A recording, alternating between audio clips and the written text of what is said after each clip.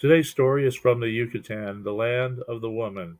This is from the book He Walked the Americas by L. Taylor Hansen. After his visit to the city of El Balam, the healer went to the land of the woman.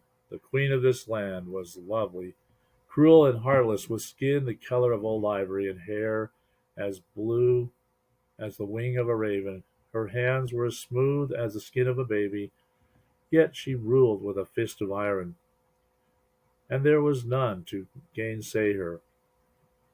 When her scouts informed her that the great healer was coming, her eyes narrowed and her smile was that of the tigress. If we do not greet this stranger, she told her courtiers as she called them into council, the people may turn at last against us, for they think him divine. And as you know, they have named him, among other titles, the Lord of Wind and Water. On the other hand, if we do entertain him, and allow him to fashion a temple, he may change our manner of living, or so devoutly win the people that they will no longer obey us. Therefore, we cannot entertain him. Then off with his head, shouted the courtiers. Nay, not so fast. It is said that none can touch him, for his eyes hold his enemies like one frozen in a trance. Then we will ambush him with arrows. Have you not forgotten something? At his wish, the wind and air obey him. We still have another weapon. With poisoned lances, we shall spear him. You would use the serpent's weapon? Remember, he can walk on water. The courtier stood abashed before her. You mean there is no way to kill him? There is one way which you have not mentioned. We shall invite him to the palace. As a prince, we shall entertain him. Then the night when he first eats at our table, he shall be given the seat of honor. Ah, the courtier sighed in understanding. When he arises to speak unto us, she purred with the smile of a tigress. The guard at the door knows my signal. As usual, it is to be the clap of my two hands. That will signify the trapdoor is to be released. He will find himself in a dungeon, and from this one, as you will know, no man in all of our history has ever come forth into the land of the living. Thus it was planned, and as the prophet entered the city, the adoring people rained flowers upon him. The army of the woman came forth to greet him and escorted him in splendor to the palace. He was given a room with a sunken tiled bath through which ran an unending stream of warmed and perfumed water, and upon his sleeping couch were laid out for him fresh, clean garments made by the loving hands of the people in anticipation of his coming. There were always many to choose from whenever he came to another nation. That afternoon on the palace rooftop, as he came out to address the people, suddenly the mountain over the city began to belch dark smoke from its summit. The people turned, their eyes wide with fear, and whispering to one another, why is the fire god angry? Is it because he comes among us? But the pale one, also watching the mountain, raised his arm in his sign of peaceful greeting. With soft words he blessed the mountain. He spoke to the people of its beauty, with its hair of ice and its soft cloud blankets. He told them to fashion their lives in beauty, so that when they came to the land of the shadows, there would be no unhappy things to remember. That night all went as planned at the banquet. The healer was given the seat of honor. No one seemed to notice that he spoke very little, that he toyed with his food, but did not eat it. And when at last the eating was finished, with all the laughter and entertainment, the prophet arose and stared at the courtiers. From face to face went the gray-green eyes, until the silence lengthened into unnaturalness. Then suddenly the woman arose, staring imperiously upon him. She clapped her ivory smooth hands, and the prophet fell into the dungeon. Thus had spoken the woman. Then she laughed with high-pitched peals of laughter which echoed throughout the palace, down the corridors lit by the swinging torches, and up to the high-beamed ceiling. At first uneasy were the eyes of the courtiers, then one by one they began to join her.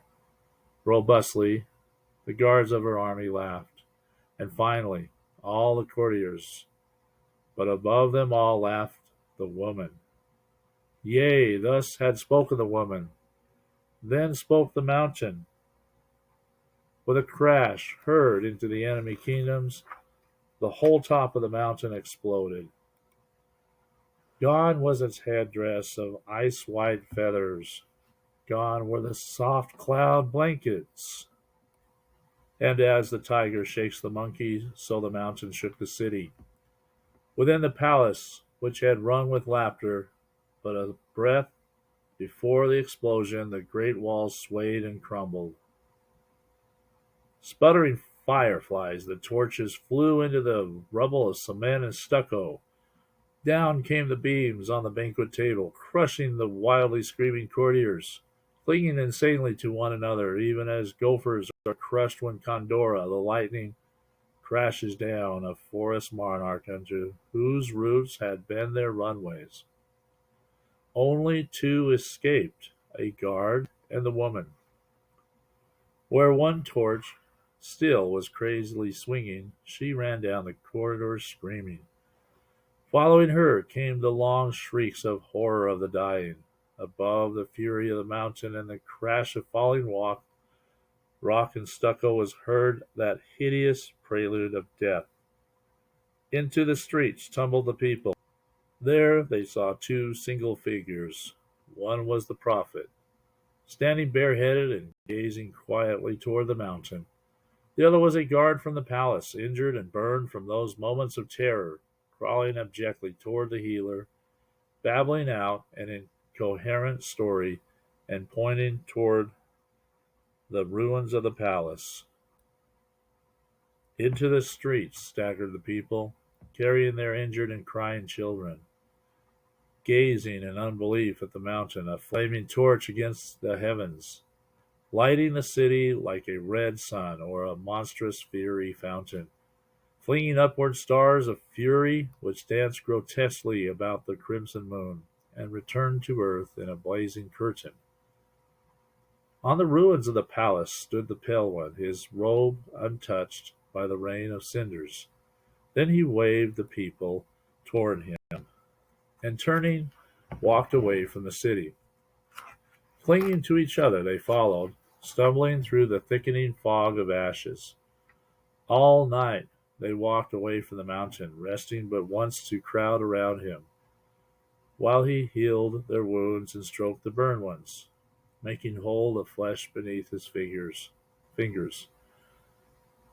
Then on again to the land of Panuco, near a mighty river, where they stopped and built another city. Here a great pyramid temple was dedicated to the prophet and the mountain. To this day, in the land of Panuco, one can still hear the legend of how the healer came to the land of the woman and was saved from death by the flaming mountain. The place of destruction is called the land of the red moon, and the ruins are untouched by the spades of strangers. If one is trusted by the people, they will tell a curious story. When the moon is full, say the people, strange things happen at the place of destruction. Strangers who go up there and stay through the night, when the moon lights up the desolation, swear they can look into the palace. There a torch is crazily swinging as if still heaving from an earthquake, and a woman is heard madly running, followed by wild peals of laughter which re-echo throughout the ruined city, ending in stricken shrieks of horror. No stranger will stay there more than one night, and they always hurriedly leave the country.